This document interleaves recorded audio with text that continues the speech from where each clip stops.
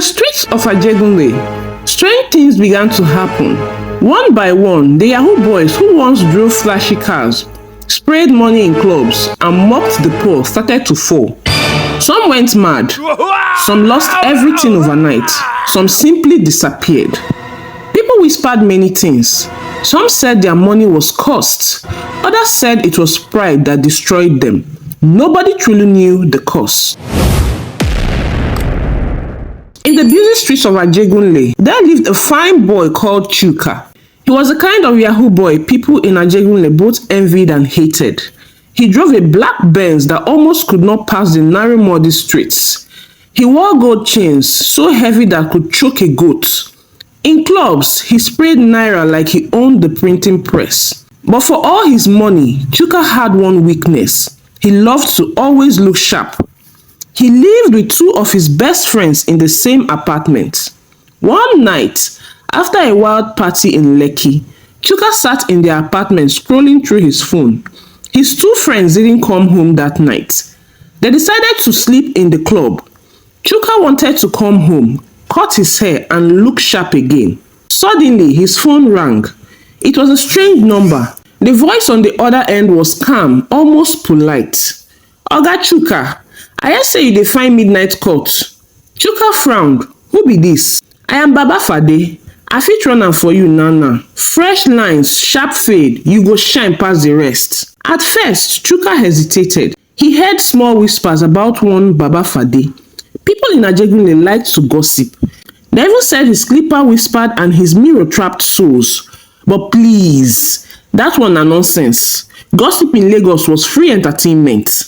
Still, curiosity held him. He dropped his location. An hour later, there was a knock at the door. When Chuka opened it, a man in faded black kaftan walked in, carrying a leather bag. He did not smile. He did not greet. He only nodded once, opened his bag and brought out a clipper. The clipper shined under the light. Too new, too clean. Chuka chuckled. "Oh boy, this your machine shine well. Baba Fadi said nothing. He plugged it in, then brought out his mirror. The moment the clipper buzzed, the air in the room changed. It was heavy, like a generator was humming inside Chuka's chest. Chuka sat down. The first touch of the clipper sent a sharp shiver through his body. For a moment, he thought he heard voices, faint like people crying far away. He wanted to ask, but his pride kept him quiet. Line by line, Baba Fadi walked. The haircut was perfect, cleaner than anything Chuka had ever gotten in Lekki. He looked into the mirror and smiled, until his smile froze. In the cracked edge of the mirror, he saw something. Not Baba Fadi, not himself. He saw shadows, faces, dozens of them screaming without sound. Chuka blinked. The faces disappeared. He laughed nervously. "Oh boy, na champagne dey worry my eyes so." Baba Fadi said nothing.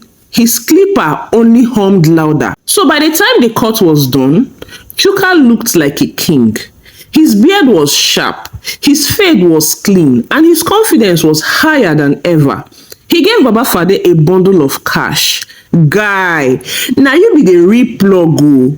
Baba Fadi only nodded, packed his things and walked away without a word. Chuka didn't know that something had already begun. For the next 2 days, he couldn't stop admiring himself.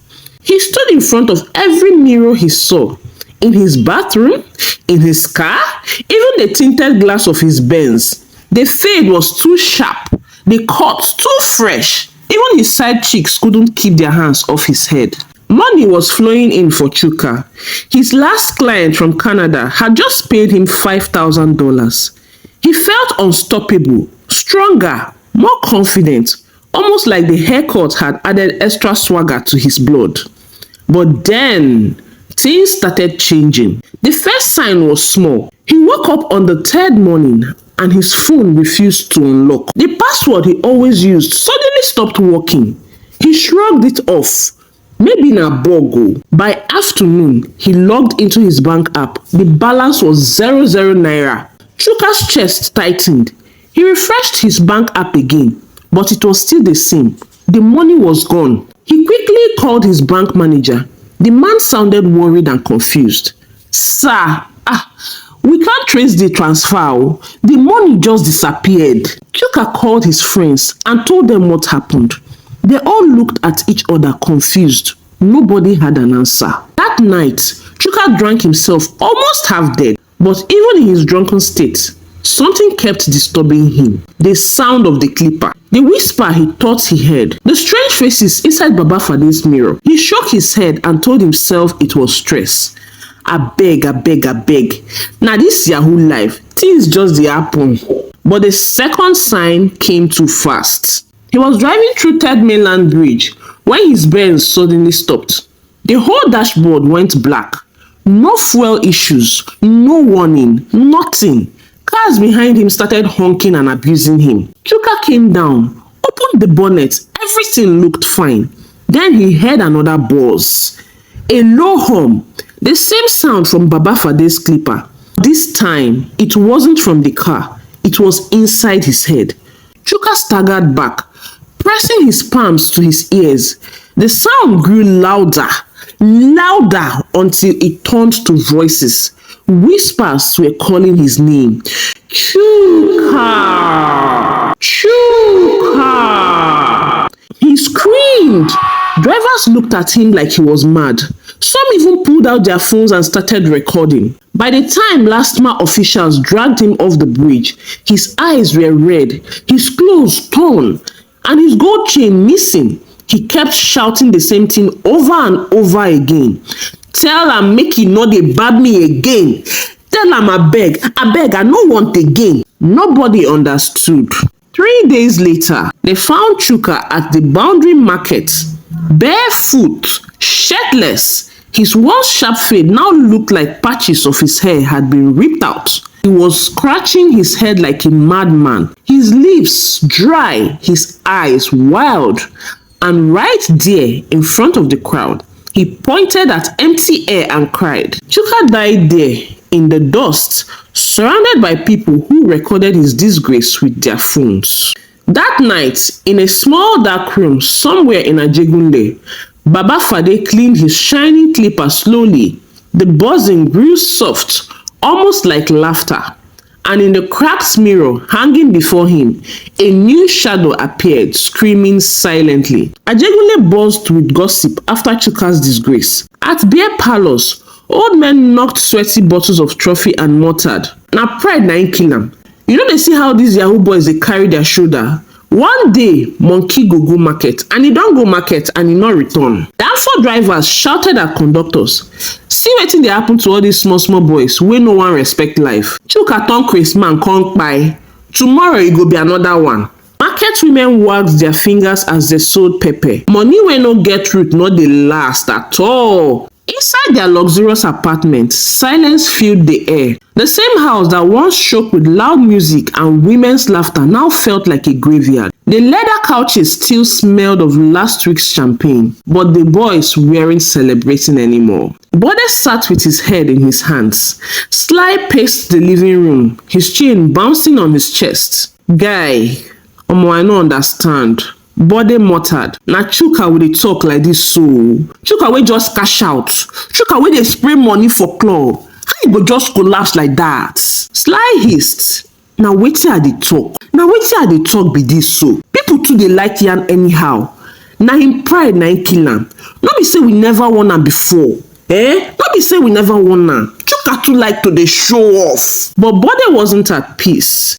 Guy, let's move on. Chuka is gone and there's nothing we can do about it. But deep down, though neither of them said it aloud, both were thinking the same thing. Chuka might be gone, but was it really just pride? That night was alive in Lekki. Music boomed from distant clubs and Banana Island was preparing for another wild party. Bode and Sly had both been invited. A few other Yahoo boys were gathering there. Guy, we not fit show up like this, Sly said, staring at their reflection in the big mirror. His waves had scattered.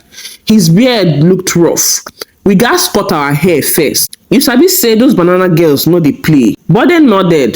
True talk my guy. Make we book Baba. Na home service sure pass. They both pulled out their phones, scrolling through numbers of barbers they have used before. But one after another, the answers were the same. Sorry boss, sorry. I'm fully booked tonight. No slots till weekend oh. I dey mainland bros. I no fit reach your side now. The guys were kind of frustrated. The party clock was ticking. Then Sly's phone pinged. He scrolled through an online directory of barbers around Lagos. Wait. See one guy here. Baba Fadi. He get free slot now. The profile picture was ordinary. A tall dark man with clippers in his hands. His ratings were average. Comments, sharp guy. He was affordable, old school but neat. Book am. Bode said quickly. No time, Jerry, no time, my guy. An hour later, a soft knock echoed at the penthouse door. When Sly opened it, his stomach turned. There was Baba Fadi. He stepped inside quietly. Which of una first?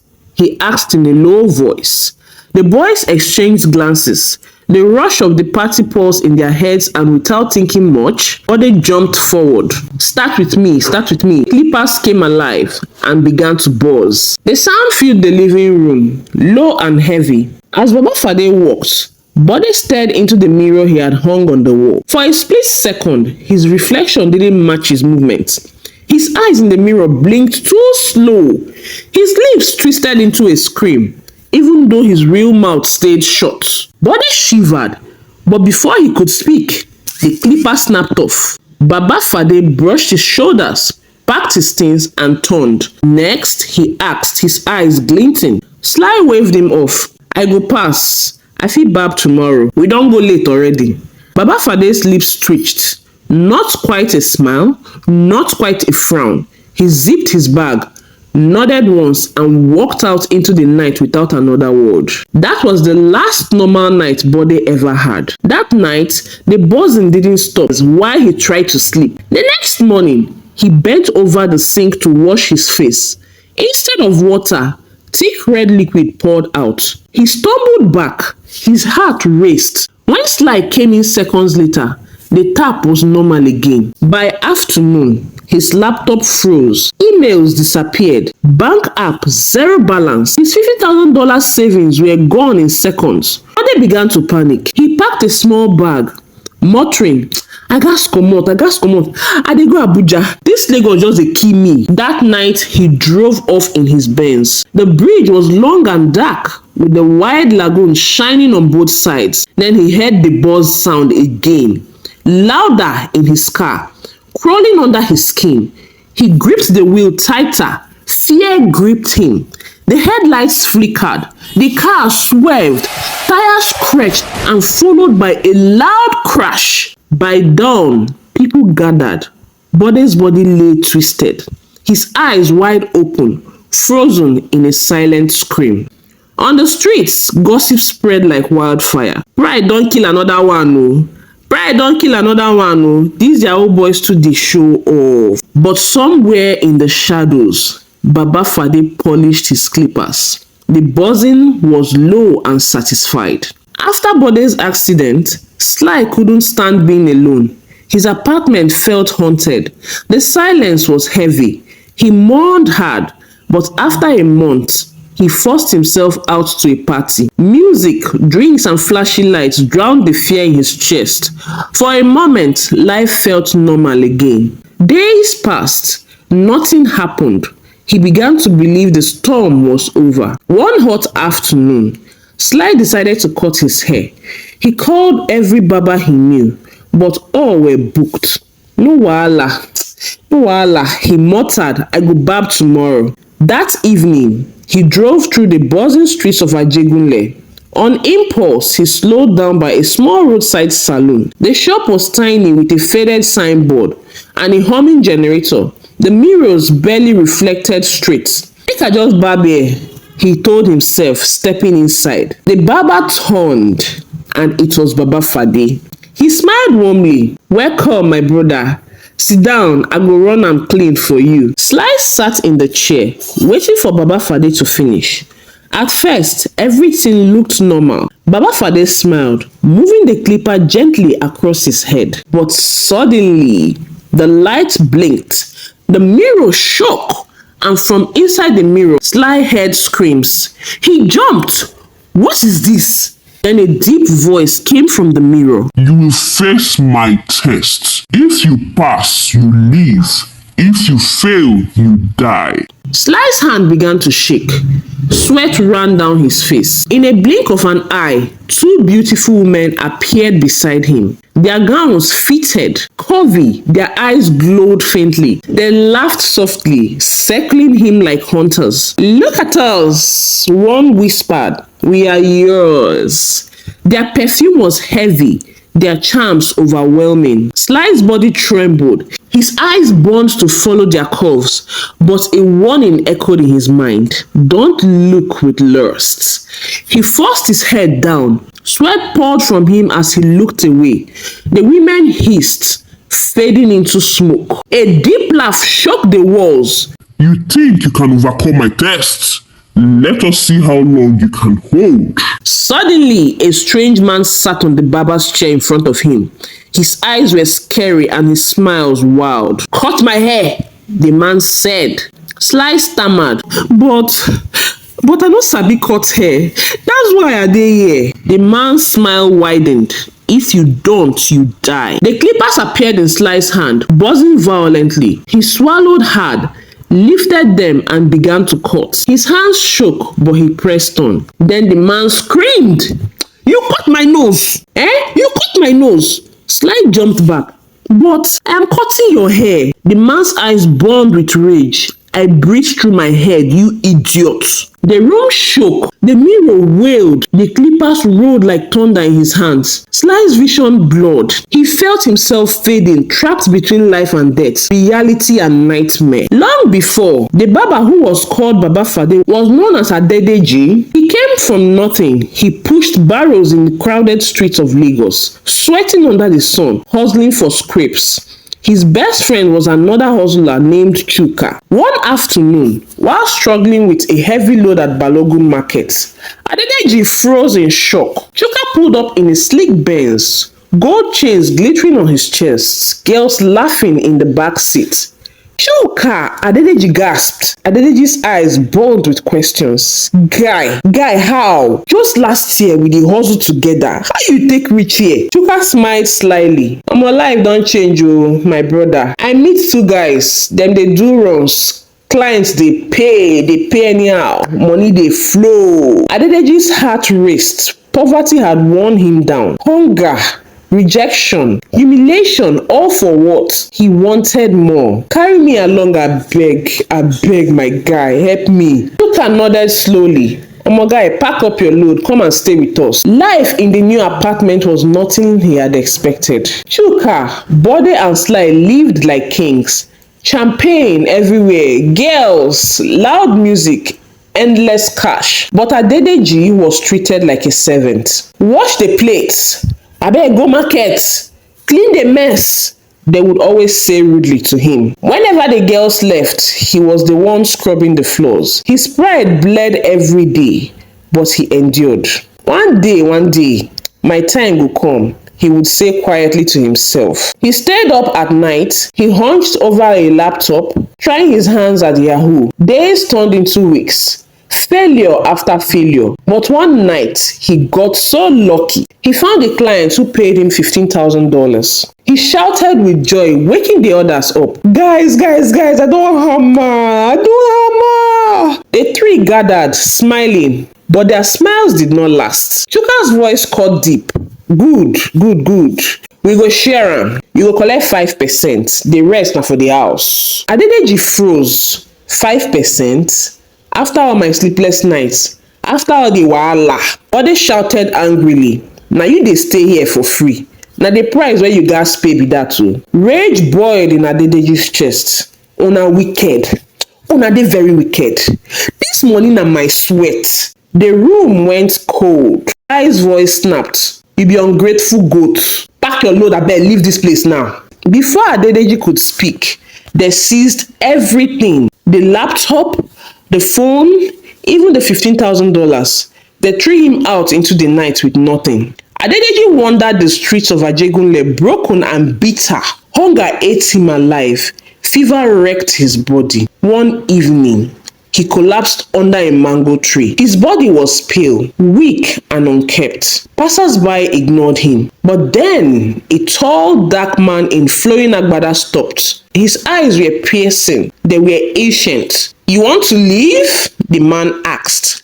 Adedeji nodded weakly. The man gave him herbs and water. Hours later, his strength returned. "Now, pay me for saving your life," the man said. Adedeji stammered. I no get money." The man's lips curled. "Then pay with your soul. Give yourself to my master. In return, I will give you fire. Fire to destroy those who wronged you. Fire to make their lives a living hell." Adedeji's heart thumped. Visions of Chuka, Bode, and Sly laughing as they robbed him burned in his mind. "Yes," he whispered, "I accept." That night, under the mango tree, he swore an oath. His blood sealed it. His old life died, and a new one was born. Adedeji became Baba Fadi, the Barber whose slippers whispered, the Barber whose mirror trapped souls. And his first targets were the friends who betrayed him. Back at Baba Fadi's salon, Sly was weak. His body shook. The mirror kept pulling him in, and the screams were too loud. He felt like he was dying. Then a small voice came into his head. "Break the mirror." He ignored it, but the voice came again, stronger. "Break it now, or you will die." Sly looked around. His eyes landed on the heavy Baba's chair.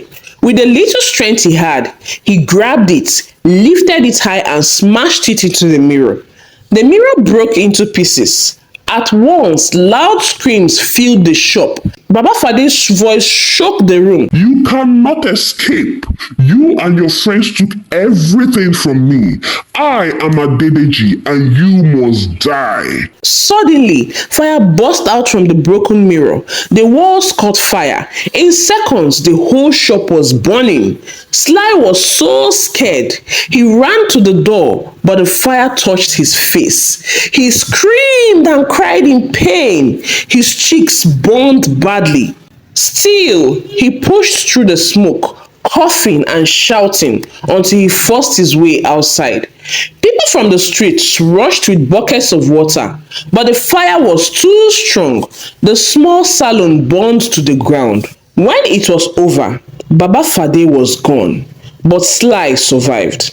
The burn on his face became a big scar, and every time he looked at it in the mirror, he remembered what they did to Adedeji. Moral of the story: envy and greed destroys. Be careful how you treat people, because whatever we do always comes back around. I hope you enjoyed the story.